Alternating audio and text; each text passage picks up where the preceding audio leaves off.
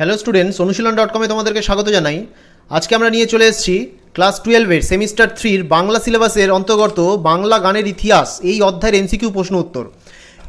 এটা তোমাদের সেমিস্টার 3 সিলেবাসে রয়েছে এবং এখান থেকে কিন্তু এমসিকিউ প্রশ্ন উত্তর আসতে চলেছে স্টুডেন্টস।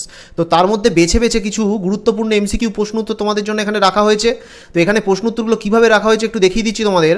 বাংলা সঙ্গীতের আদিতম লিখিত নিদর্শন কী? চর্যাপদ, শ্রীকৃষ্ণ কীর্তন, বৈষ্ণব পদাবলী, বাউল গান। উত্তর হচ্ছে চর্যাপদ।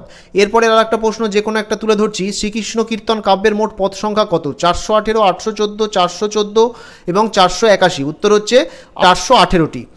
তো এরকমভাবে সো অ্যান্সার বাটন ক্রিয়েট করে রাখা রয়েছে। তার ফলে কী হবে, তোমরা যখন এই বাংলা গানের ইতিহাস অধ্যায়টি ভালো করে খুঁটিয়ে খুঁটিয়ে বই থেকে পড়ে নেবে, তারপরে এবার তোমরা যখন এমসিকিউ প্রশ্ন উত্তর প্র্যাকটিস করতে চাইছো, তখন কিন্তু এই অনুশীলন.com-এর এই পোস্টটা তোমাদের জন্য অত্যন্ত গুরুত্বপূর্ণ হবে। এখানে এসে তোমরা এই এমসিকিউগুলো প্র্যাকটিস করতে পারবে এবং নিজেদেরকে যাচাই করতে পারবে যে তোমাদের উত্তরের সাথে এখানকার উত্তরগুলো মিলছে কিনা। অর্থাৎ একটা মক টেস্ট টাইপের এখানে তৈরি করা হয়েছে শুধুমাত্র তোমাদের জন্য এবং তোমাদের এই খুব কম সময়ের মধ্যে প্রিপারেশনটাকে অনেক স্ট্রং করার জন্য এটা কিন্তু উৎকৃষ্ট প্ল্যাটফর্ম এই অনুশীলন.com।